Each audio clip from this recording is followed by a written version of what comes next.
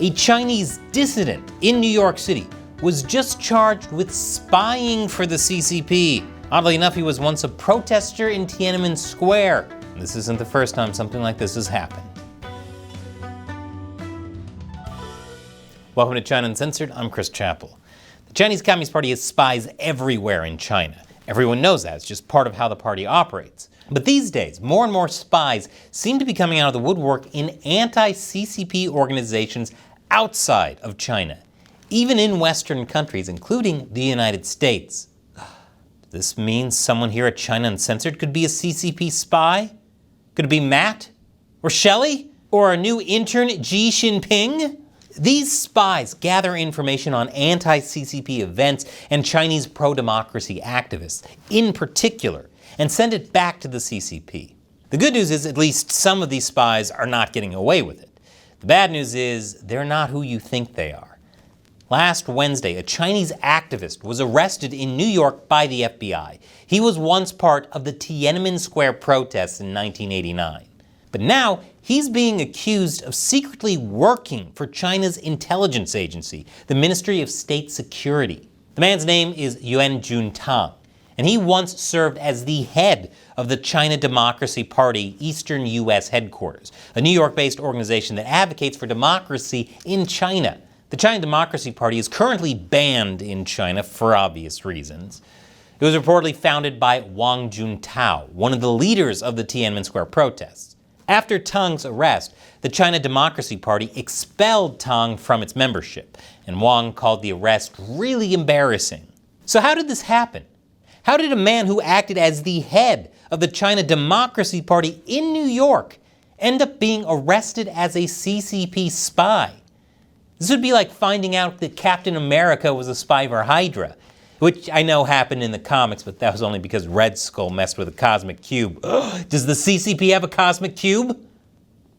Well, this is where the story turns sad, because it looks like Tang started spying for the CCP so he could visit sick family members in China.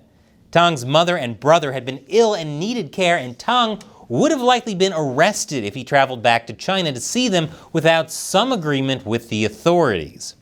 So he wasn't a sleeper cell, he was blackmailed.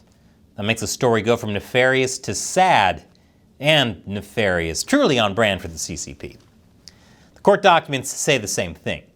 Investigators say that back in 2018, Tang began searching for a way to travel to mainland China to visit family members, and that an acquaintance introduced him to an unnamed Chinese intelligence officer. Allegedly, the two started communicating, and the officer pushed Tang to collect information on Chinese pro-democracy dissidents and events, as well as the political asylum process in the U.S. With their partnership sealed, the officer also allegedly gave money to Tang's family. He went into a shady trade filled with criminals and lowlifes to save his essentially kidnapped family. It's kind of like Breaking Bad mixed with Taken, but somehow depressing, instead of the greatest movie I never knew I needed. You know, Tang's own story almost seems like a movie. Not just that he was a Tiananmen protester who was imprisoned in China for 8 years, but he also defected by swimming to Taiwan from a Chinese fishing boat. That's pretty crazy.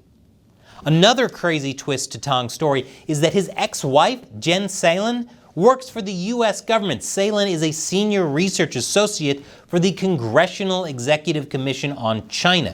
The commission is set up to monitor human rights issues in China, and it includes U.S. senators, representatives, and executive branch officials.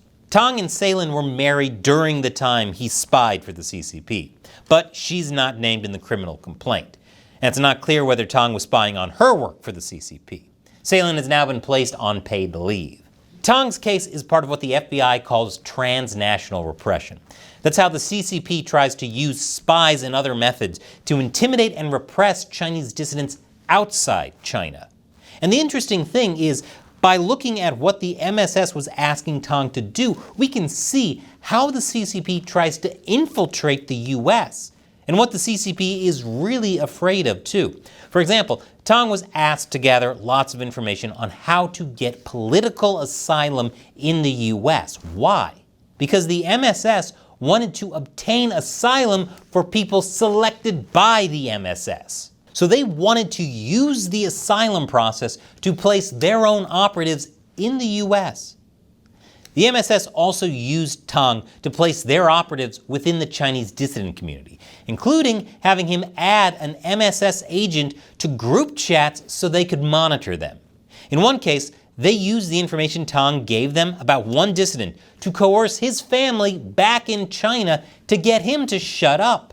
So clearly, the CCP is hyper aware of any criticism. I bet they love me.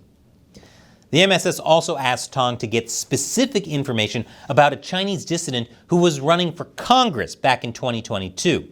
That dissident was Xiang Yan, a Tiananmen Square student protester who later served as a chaplain in the US Army. Xiang had actually asked Tang to help him with his campaign, and Tang passed all that information along to the MSS. Tang wasn't the only spy targeting Xiang. Another CCP agent was charged with trying to hire a private investigator to dig up dirt on Xiang, or even to beat him up so he couldn't run for office. So the CCP is really afraid of Chinese dissidents running for office. Makes sense since the CCP spends so much time and effort trying to influence US politicians. But interestingly, Xiang doesn't appear to hold a grudge against Tang. He said, "I trust the US Department of Justice, but I also believe Tang's story is a tragedy. He broke the law, but he is also a victim of the CCP. I'll still pray for him." Damn, that's pretty broad-minded. And that's the horrible, messy part of all of this. The CCP used Tang's concern for his family to turn him into a spy, and then used that information to persecute other Chinese dissidents and their families. It's the circle of repression. Tang's arrest comes right on the heels of another very similar case in New York City. Shujun Wang, who helped found a pro-democracy group amongst the Chinese dissident community in New York City, was recently convicted of spying on pro-democracy dissidents for China. And there are even CCP spies embedded in the Falun Gong movement. In this recent episode, I talked about how China has embedded spies within the Falun Gong movement in the US and plans to use them to create division. I'll leave a link below. But whether it's infiltrating Falun Gong practitioners or pro-democracy dissidents, the CCP clearly aims to sow distrust among the members of anti-CCP groups, which makes coordination and communication between these groups and within them far more difficult. It also soils the reputation of such groups amongst the wider public, which works hand in hand with pro-CCP propaganda outlets or campaigns in social media, journalism, and elsewhere. This is why lawyer Mike Gao is advising the Chinese dissident community in the US to be extremely careful, saying that the Chinese government may exploit your identity or use threats to coerce you into working for them. It's a sad reality that you have to vet everyone in these circles, whether it's someone you've known for decades or someone you just met, like our new intern, Xi Jinping. China Uncensored is dedicated to exposing the misdeeds of the Chinese Communist Party. That's why we need your help. Join me on Patreon for as little as $1 a month so that we can keep calling out the CCP. And now, it's time for me to answer a question from one of our Patreon supporters. Today's question comes from Tony Chapkowski. But just how sure are you that Soylent Green is not on the menu? Oh boy. Tony is referring to this episode from earlier this week. It's about how Chinese people have started referring to themselves as huminerals, the idea being that they're expendable, a resource to be used up and discarded by the Communist Party. And part of that has to do with the scandal that was just exposed, where a company was illegally buying up people's corpses to use for spare parts. This is on top of the CCP harvesting the organs of political prisoners like the Falun Gong or Uyghurs. Now, I made a joke about Soylent Green in that episode, but yeah, Tony, you might be right.